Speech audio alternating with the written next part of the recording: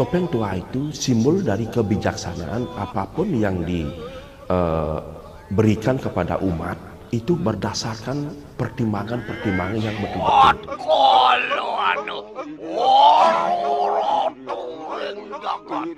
Itu semua sebuah simbol kehati-hatian sebagai seorang pemimpin, sebagai seorang model dalam berpikir, dalam berkata, dalam berbuat. Paling sukar yang kita menarik ke topeng tua, paling sukar karena rasa yang kuat.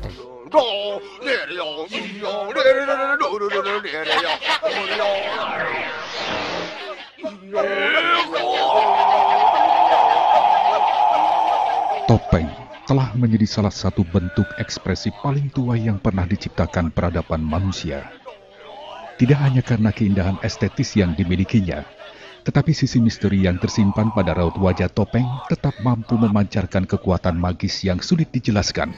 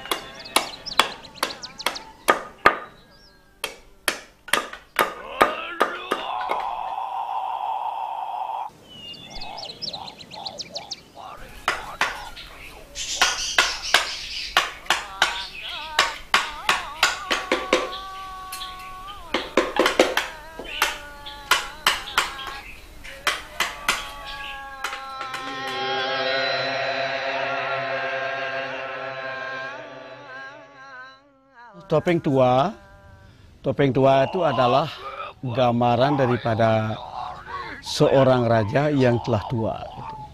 Atau gambaran sebagai penasehat raja. Gitu.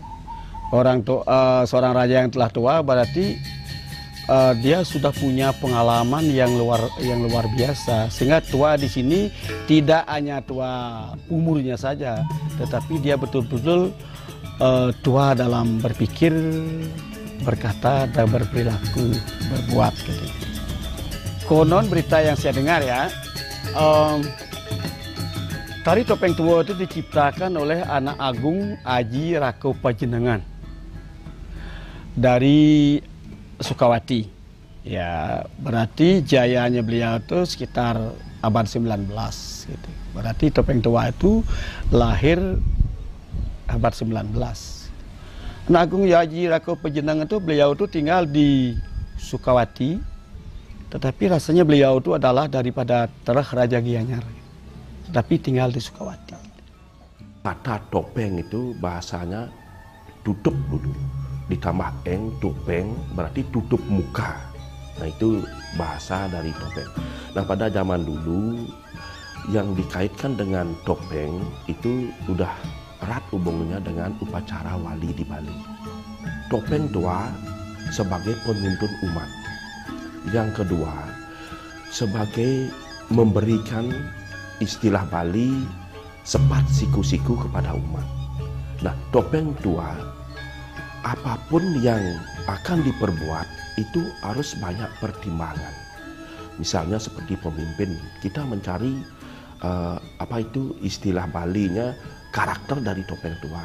Satu, jangan terlalu sembrono dan jangan terlalu uragan kalau memberikan sesuatu. Maka istilah Bali, kalau kita mau mencari petuah, mencarilah kepada yang tahu, yaitu kepada orang tua.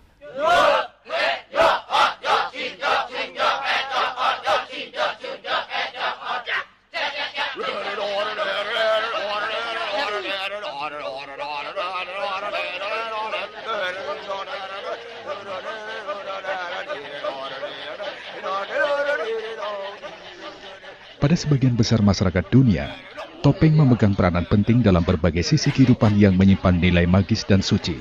Ini karena peranan topeng yang besar sebagai simbol-simbol khusus dalam berbagai upacara dan kegiatan adat yang luhur.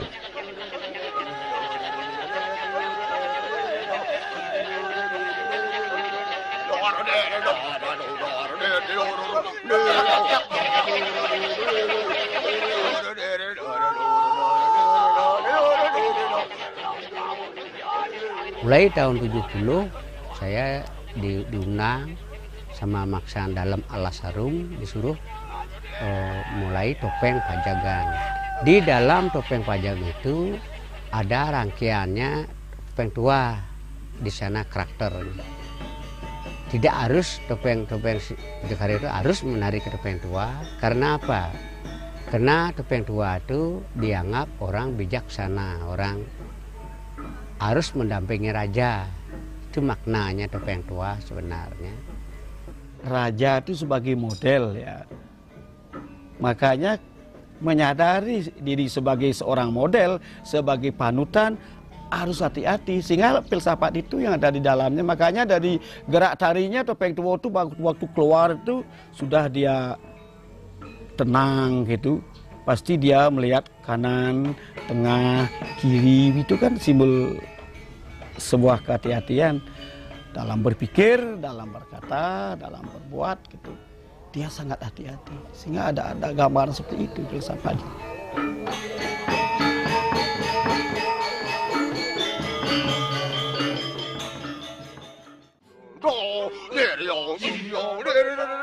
Tari topeng tua adalah sebuah tarian yang biasanya diperankan oleh lelaki dengan gerakan bahasa tubuhnya yang benar-benar memperlihatkan tingkah orang tua.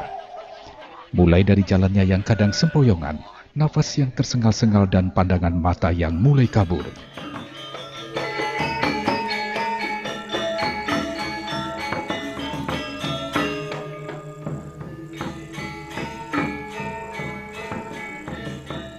Topeng tua itu kalau kita lihat matanya itu tegas gitu ya. Tegas matanya itu. Sudah itu bibirnya itu senyum. Berarti tegas itu sepertinya dia seorang raja yang mempunyai pandangan ke depan gitu. Bagaimana seorang raja ini yang disebut Catra Nikangrat sebagai payung ya, harus betul-betul bisa memayungi, nah, mensejahterakan rakyatnya. Makanya senyum kan, senyum itu simbol biar antara pemimpin dan rakyat itu menyatu. Sehingga konsep demokrasi sudah ada di sana waktu itu.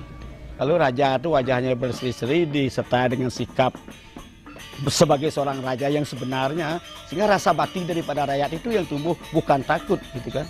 Menyebutkan nama saja dia akan permisi dulu, baru dia sebut namanya kan. Itu simbol seorang raja yang bijaksana, bukan raja yang ditakuti tetapi dihormati.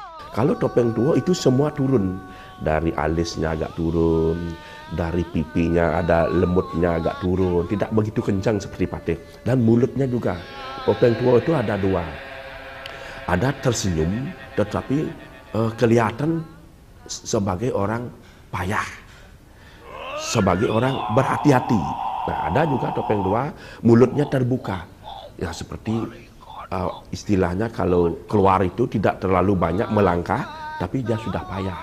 Ya, istilah Bali angkeh-angkeh. Topeng tua itu pasti kumisnya putih. Nah, kalau patih pasti hitam, menandakan orang itu keras. Sedurung mulai menari topeng, kita harus mengadakan pewintanan dulu, pewintanan alit, pewintanan sekar. Biasanya kalau di Bali, kalau sudah orang ngaturan bebantanan nyatur namanya, di sana keluar sudah topeng tua ini. Ada pementasan orang upacara yang besar, istilahnya kalau nyatur siki, nyatur kali, nyatur tiga, catur yang menjadi pokok. Tapi sekarang sudah nasional ya, biasanya menari di hotel-hotel pun menarikan dia topeng tua sebagai tari lepas gitu.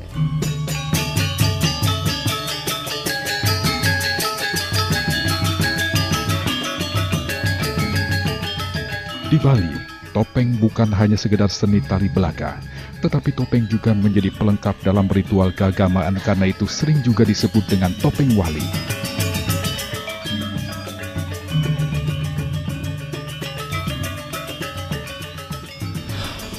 Topeng tua itu ditarikan satu pada topeng pajagan, dua ditarikan dalam topeng panco, dan tiga ditarikan dalam topeng premon.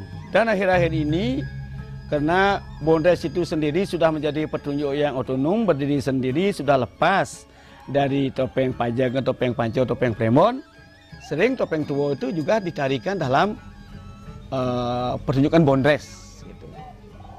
Tetapi karena dia ditarikan dalam pertunjukan Bondres, dengan sendirinya dia terpengaruh oleh kondisi Bondres itu, akhirnya topeng tuanya melucu, dia kan. Kadang-kadang dia minta rokok pada penonton, kadang-kadang dia salaman, ucap selesai pertunjukannya itu memberikan hormat, kadang-kadang melambaikan tangan atau gitu ya. Itu terpengaruh oleh situasi Bondres itu sendiri. Makanya penari seniman-seniman topeng yang terkenal, satu Raja Klungkung, ya, Tabib Pekulun, beliau bernama Dua Genggeg gitu rasanya. Beliau di samping membuat topeng yang agung, banyak juga beliau membuat topeng yang sedikit monyer gitu. Jadinya topeng tua itu semua pakai rasa yang lemah, tapi lemah sukar, pakai perasaan yang banyak. Paling sukar yang kita menarikkan topeng tua paling sukar, karena rasa yang. Kalau topeng tua mulainya mungkah lawangnya pelan-pelan muka lawangnya, langsung tangannya jatuh. Di jatuh tangannya sudah ada perasaan ke tangan, ke hati.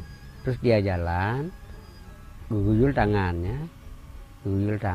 jalan. Sampai di tengah jalan dia melihat. Oh, itu caranya. Melihat dia. Melihat. Ada sesuatu dilihat sama dia terbalik. Ingat masa muda dia. Oh begini muda dulu, enak rasanya. Terus dia ingin menarikan karakternya dia. Bagaimana coba? Baru dia menggerakkan karakter, jadinya sudah asam uratnya datang dah. Aduh, oh begitu. Ini rasa semua niki yang sukarnya. Karakter itu sukar. Terus jalan, mulai rayap. Jalan pagi wenten. Jalan pagi artinya gunduk-gunduk jalannya. Gaya jatuh, dan nafas dah. Dan kalau mau pintar menjadi topeng tua, harus belajarnya 20 tahun. Tidak bisa 3 bulan 1 tahun, tidak bisa. Harus 20 tahun belajarnya. Baru ada rasa masuk. Di sana kesulitannya. Karena semua pakai rasa. Setiap melihat tuh ada perasaan. Setiap jatuh sebagai sesengal tuh ada rasa. Bagaimana kita sengal udah tua. Di sana kesulitannya topeng tua. Si kainnya dibuka, kelihatan topengnya. Orang tua itu duduk di kursi, hanya bergerak sedikit-sedikit. Mungkin dia menoleh ke kanan, kembali ke tengah, menoleh ke kiri, kembali ke tengah, dan menoleh ke depan. Tetapi tetap yang beliau tunjuk itu adalah wibawa seorang raja yang telah tua, wibawa seorang penasehat raja. Ya, gong kebiar biasanya. Kalau di Bali macam-macam sekarang. Yang poinnya sekali topeng tua sebenarnya gong kebiar, gong gede bisa, atau sekarang udah macam-macam, ada semar pegulingan dipakai, ada angklung dipakai itu. Topeng tuanya bisa yang pas arusnya sekali gong gede atau gong kebiar.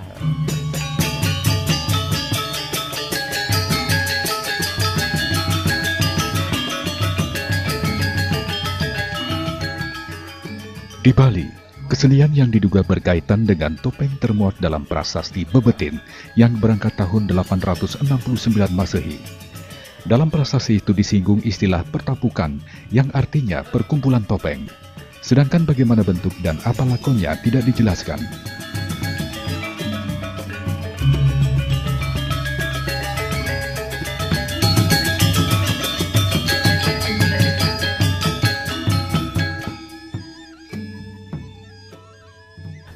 Masalah topeng sekarang itu tidak sembarangan memilih kayu.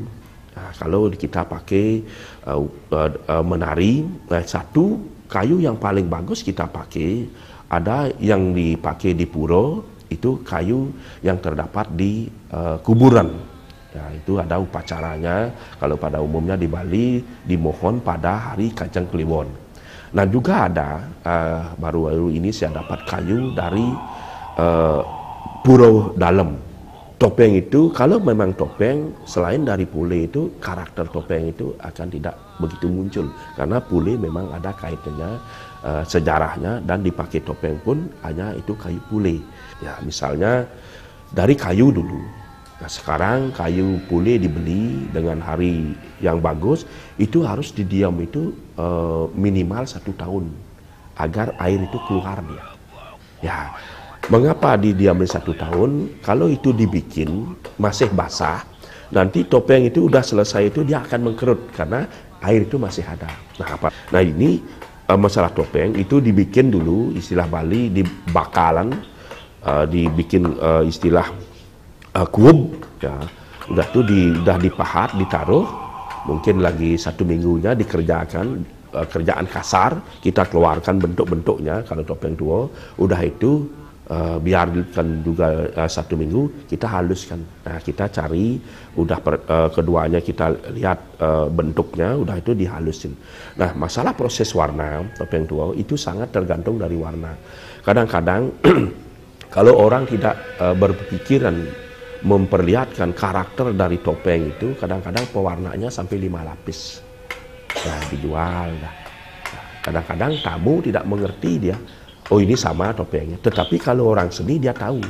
Nah dari pewarnaan itu udah kelihatan barang ini bagus dan karakter itu dari warna.